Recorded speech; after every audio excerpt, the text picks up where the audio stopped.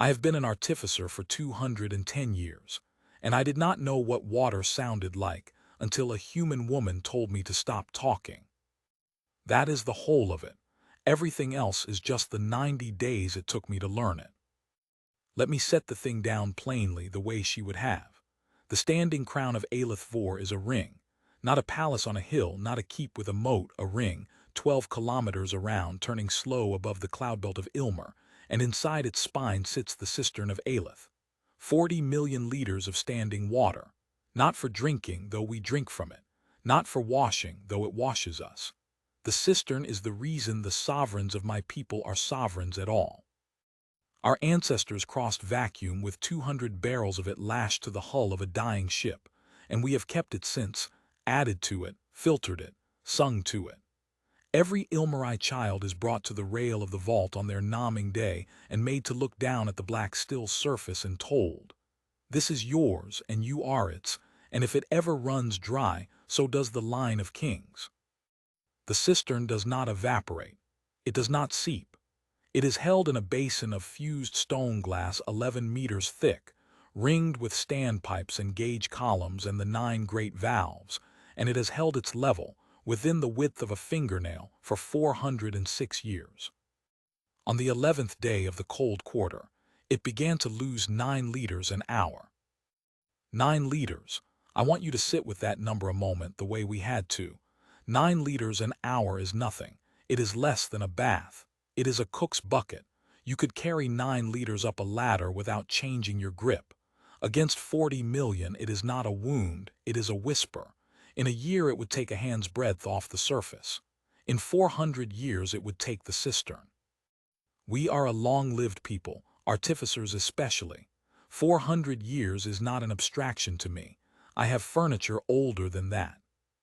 So the Guild of Standing Water went to work, and I with it, and we were very good, and we failed for 90 days. I will tell you what we did, because the shape of our failure matters. We ran the pressure ladder from the vault head down through every branch and spur, and we found no differential. We sealed the 9 great valves one at a time and watched the loss continue with each one shut. We pulled the 64 inspection plates on the basin skirt and put our instruments against the stone glass and heard nothing but the deep hum of the ring turning. We flooded the sub-galleries with tracer dye, a dye that would fluoresce in a drop of water from here to the moons, and we walked the galleries for 6 nights with lamps and found not one green thread anywhere. We put listening cones on the standpipes. We put resonance plates on the collars. We called in the deep guild from the surface, and they brought a machine the size of a cart that measured the mass of the water directly, and the machine agreed with us. 9 liters an hour were leaving, and there was no hole for them to leave by. By the 40th day, we had stopped saying leak. We said the anomaly. By the 60th day, Master Wren Sutter, my own teacher, 400 years old, a woman who could tell you the pressure in a line by resting 2 fingers on it, stood before the sovereign's chair and said the word sabotage, because when a man of learning cannot explain a thing, he will always prefer a villain to a mystery. There was no villain. We arrested 4 under-maintenance stewards and let them go again. One of them was a boy of 19 who wept in the guardroom, and I stood there and watched him weep and told myself we were being thorough. I said the shape of our failure matters. Here it is. At no point in 90 days did any artificer of the Guild of Standing Water go down to the 5th underdeck and ask the people who actually touched the pipes. Now the sovereign. Ilian Vorosarith was 41 that year, which for us is young for a crown, and he wore it the way a man wears a coat he has not yet grown into carefully, as though it might tear. He was tall even for our kind, with the pale lavender skin of the old northern houses. Silver hair he kept short against fashion, and the small curved horns of his mother's line, which he never gilded. He had a habit I noticed early. When he did not understand something, he did not pretend to. He would go quiet and lean forward slightly and wait, and the silence would go on until whoever had spoken filled it with the truth. He had come to the throne 11 months before on the death of his father, and by our law and our long custom, a sovereign is not truly seated until the tide of accession. The accession tide is this. The vault gates are opened and the cistern is allowed to run its full course through the whole ring. Every hall, every fountain, every basin in every deck, top to bottom. And when the water returns to the vault, the sovereign stands at the rail and it is measured. And if it is whole, he is sovereign. The water is the witness. The water signs the charter. You may already see what I saw, standing in the gauge hall at the 89th day with a slate in my hands, and the number on it that would not change. If the cistern was bleeding, if the water was going somewhere and not coming back, then on the day of the accession tide, the water would return short, and it would be measured short, and it would be written into the ring's record that the water had refused him. 9 liters an hour, over a 90-day run, 800 liters shy of true, in a body of 40 million, a fingernail, a whisper. It would have been enough. The high houses were already sharpening the word, vorosirith the dry. There were 3 cousins who would have found the phrase very useful. 11 days out from the tide, the sovereign came down to the gauge hall himself, without a herald, which is not done. He stood at my shoulder and read my slate over my arm. He was quiet for a while. "Artificer Ool," he said, "how much water does a household of 4 use in a day on the 5th underdeck?" I did not know. I am ashamed to write that I had to guess, and that I guessed high, and that he corrected me. 61 liters, he said, under the ration order. Not the ration order I had been briefed on, which was for the upper terraces and cost them their fountain hours. The other one. The one the steward's office had signed 6 weeks earlier, quietly, on the reasoning that if the ring was losing water, the ring must save water, and the cheapest place to save it is the place where no one important lives. They have been drawing at 61 liters since the 2nd month, he said. The nurseries on that deck are on carried water. Did you know that? No, sovereign. Neither did I, he said, until yesterday.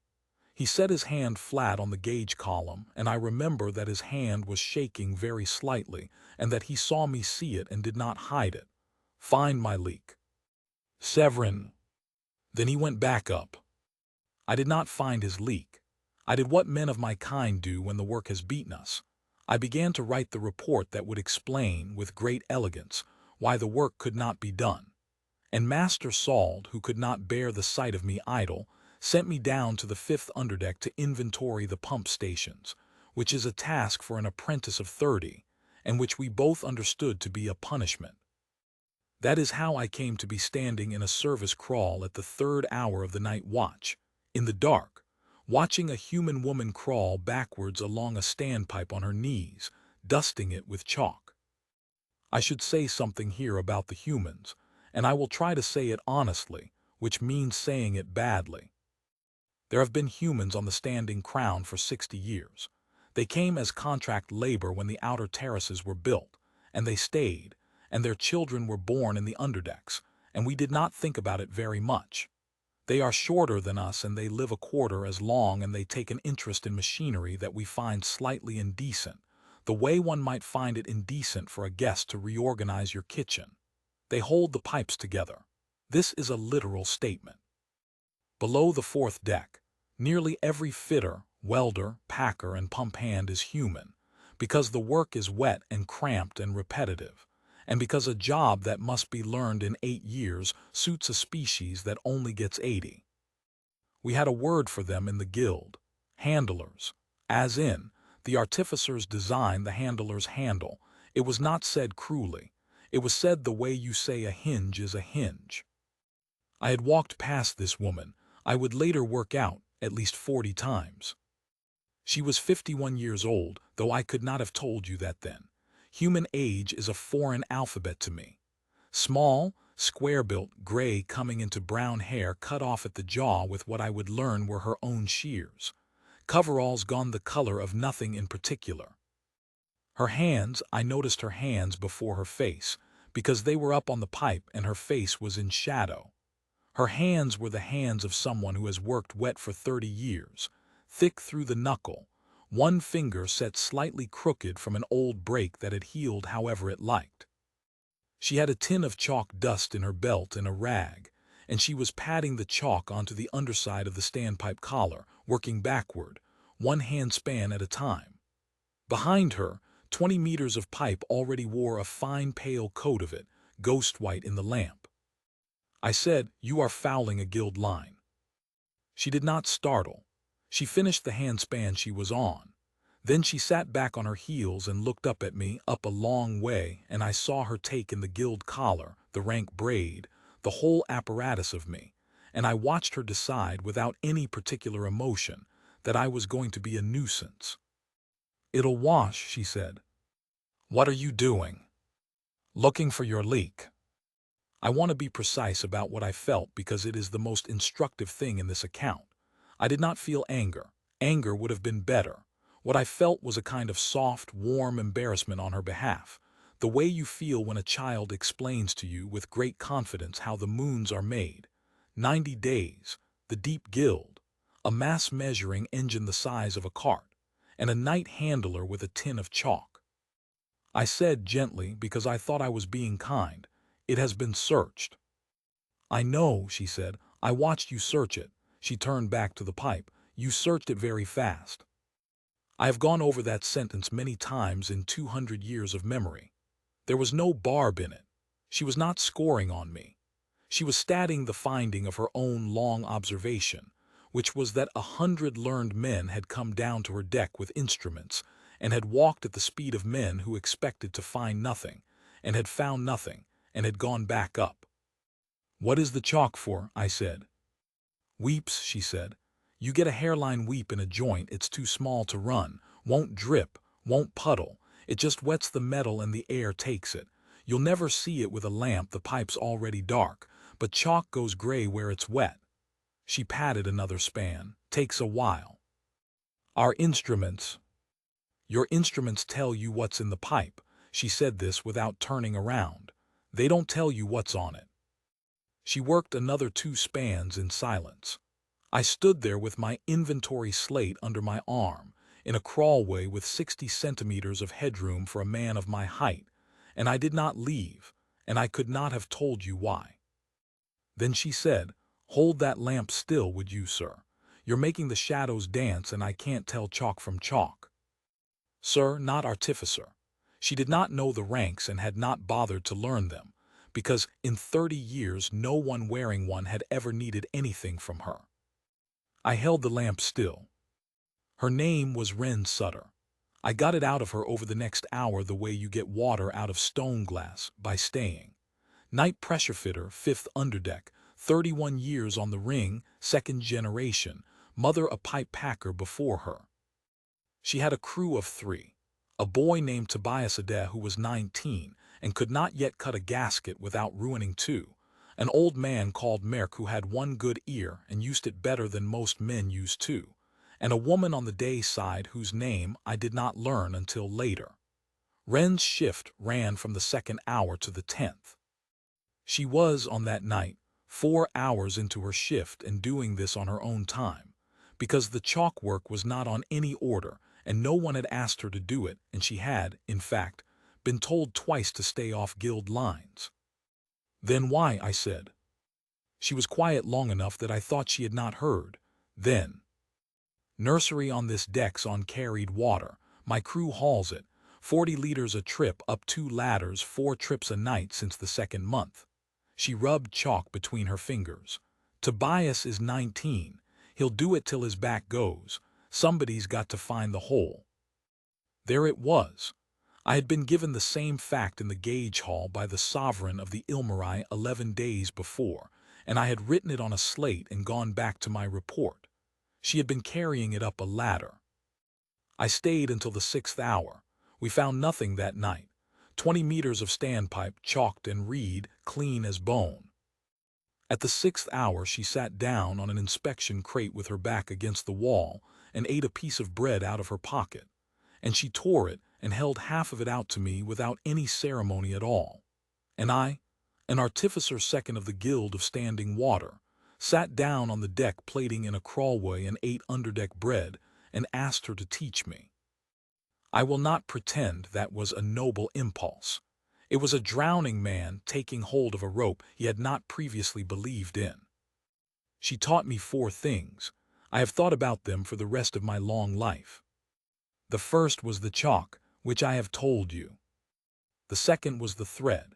She carried a spool of raw cotton and a cake of soft soap, and where a joint was too tight for chalk, she would draw the thread through the soap until it wore a skin of lather, then hold it a finger's width from the seam and watch.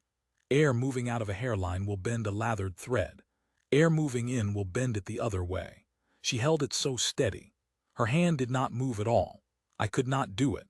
My hand shook from the effort of trying not to shake. "You're gripping," she said. "Let it hang, it's not going anywhere." The third was the ear. This is the one I resisted, because it insulted everything I was. She would set the flat of her palm on a pipe, then lay her ear against the back of her own hand. Never on the metal is cold and the cold gets into your hearing, and she would close her eyes and stop breathing. "What are you listening for?" "Hiss."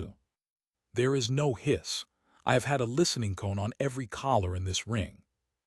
"Not a hiss you hear," she said. "A hiss under it. It's not a sound, it's—" She stopped, and she looked frustrated for the first time. A woman trying to hand across a thing she had been given so long ago she no longer had the box it came in. It's like a room with someone in it and a room with no one in it. Same silence, different weight. I said, and I regret it, that is not measurement. She looked at me with something that was almost pity. "No," she agreed, "it's just true." The fourth thing she taught me she did not know she was teaching. It was this. She never once in 6 nights told me I was a fool. She had every warrant. 90 days, the deep guild, the cart-sized engine, the arrested boy. She could have laid it out and made me eat it, and I would have deserved it, and she had watched us do it from a crawlway on her knees. She never did. She just moved over and made room on the crate. I have known emperors with less grace, and I have known artificers with none. On the 3rd night, Merck came with her, and on the 4th, Tobias, and the crawlway became a strange sort of court. We chalked the standpipes of the 5th underdeck end to end. We found 2 weeps, real ones, actual failing joints, one of them bleeding perhaps a spoonful a day, and Wren repacked them both in under an hour, and neither one accounted for so much as 1/100th of the anomaly, and she was not disappointed. "That's the job," she said. "You find the small ones on your way to the big one, doesn't mean it's not there." On the 5th night, Master Wren Sutter found out where I had been going. She had me brought to the guild hall at the 8th hour, before the whole standing court of artificers, and she asked me, with a courtesy so cold it could have frosted the gauge glass, whether it was true that an artificer second of the Guild of Standing Water had spent 5 nights in a service crawl, assisting a human handler with chalk dust. "Yes, master." "And has the handler found the anomaly?" "Not yet." "Has the handler," said Master Sald, "any instrument?" Somebody laughed, not cruelly. That is the thing about my guild that I did not understand until that night. We were not cruel, we were something worse. We were comfortable. "She has a spool of thread, master," I said, "and she can hold it steady in one hand for a minute at a time, and I cannot." The room went quiet. "I have watched her find 2 failing joints," I said. "On lines your own survey passed as sound, in a deck we certified 9 weeks ago. I have watched her do it in the dark, on her knees, on her own hours, unpaid, because the nursery on her deck is drinking water she carries up a ladder on her back. And I have come to think, master, that we searched this ring very fast." Master Sald had taught me for 140 years. She looked at me for a long moment, and I will always be grateful I saw it, that some part of her 400-year-old face was not angry at all. Was frightened, in fact, of exactly the thing I was saying. Then she gathered herself, because a guild is a guild. "You will be at the gauge hall at first bell," she said. "The water master wishes to hear the report." The water master. Neville Osk was the only Ilmarai in the Standing Crown who outranked the guild on the subject of water and did not belong to it. The office is older than the guild by 2 centuries. The water master keeps the cistern, and the guild keeps the pipes, and the two of them have been quietly at war since before either of them can remember why. Osk was a huge man for our people, broad as a door, with the pale white skin and faintly luminous hair of the deep southern line, and he had held his office for 190 years, and he had said perhaps 300 words in my hearing in all that time. He was in the gauge hall at first bell. So was the sovereign, standing at the rail of the vault with his back to us, looking down at 40 million liters of black still water, 8 days before it would be asked to make him a king. I gave my report, all of it, the chalk, the thread, the ear, the two weeps, the woman. When I finished, Neville Osk said, "Her hands." I did not understand. "Describe her hands, artificer." So I described them, thick through the knuckle, the crooked finger, the nails cut down to nothing. And I had only half noticed it, and I gave it to him because he was the water master, and one gives the water master everything, a mark on the inside of the left forearm, old, faded almost to the color of the skin around it, 3 short bars and a curve. I had taken it for a scar. Osk sat down. That is not a figure of speech. The water master of the Standing Crown sat down on an inspection crate in the gauge hall like a man whose legs had been taken from him. "That is a pressure diver's mark," he said. "Human, deep salvage, wet hull work." He looked up at me, and his face, the man had said 300 words in 190 years, his face was working. "They cut it when you have logged 10,000 hours inside a flooded hull. It is not decoration. It is so that when they pull your body out, they know how to write the letter." The sovereign had turned from the rail. "Artificer," Osk said, "do you know what a wet hull diver does?" "No, water master." "She goes into a drowned compartment in the dark, in a suit with no lamp, because a lamp shows nothing in silt, and she finds the breach." He rubbed his hand across his mouth. "There are no instruments. Water conducts a hiss into the bones of your skull. You find the hole with the side of your face." Nobody in that room said anything for a while. Then the sovereign of the Ilmari said, very quietly, "How long has she been on this ring?" 31 years, sovereign," I said. "Doing what?" "Night pressure fitting, 5th underdeck." He turned back to the rail and looked down at the water for a long moment. "Bring her up," he said. And Neville Osk, who had kept the cistern for 190 years, said the second bravest thing I have ever heard an Ilmari say. "No, sovereign, we go down." So they went down. Not that day. Wren Sutter would not stop her shift for a sovereign, and told the herald so, and the herald came back the color of a boiled shell. But on the night of the 7th day before the tide, the sovereign of the Ilmari and his water master and one disgraced artificer second went down 4 decks in a maintenance lift with their coats off. And Wren Sutter looked up from a chalked pipe and looked at the 3 of us and said, "Well, that's a lot of shadow for one crawlway. 2 of you can hold lamps and the big one can stay out of the light." Neville Osk, water master of the Standing Crown, held a lamp for 6 hours. I will tell you now what she found, because you have been patient, and because the finding is not the point, and I do not want you thinking it is. For 4 nights we had been chalking pipe. On the 5th we ran out of pipe. Every standpipe, spur, collar, and gauge line on the 5th and 6th underdecks wore chalk, and every span of it had come up clean, and it was 6 days to the accession tide, and Tobias had a burn on his forearm from a lamp and was pretending he did not, and Wren sat on her crate with her bread and did not eat it. "Say it out," Merck said. He was 78 and had one good ear and never wasted a word. "It's not in the pipe," Wren said. "You've been saying that." "No, I've been saying it's not in the pipe we're looking at." She got up. She walked to the head of the crawl, where the great standpipe rose through the deckhead into the ceremonial levels above, up, and up, through 11 decks to the vault itself. She put her hand flat on it. She put her ear to the back of her hand and closed her eyes and stopped breathing, and I watched a 51-year-old woman stand perfectly still for 2 full minutes, while the sovereign of the Ilmari held a lamp for her, and did not move either. Then she opened her eyes and looked straight up. "The pipe's dry to the touch and cold all the way up," she said. "But there's a warm hand of it about 4 decks over our heads.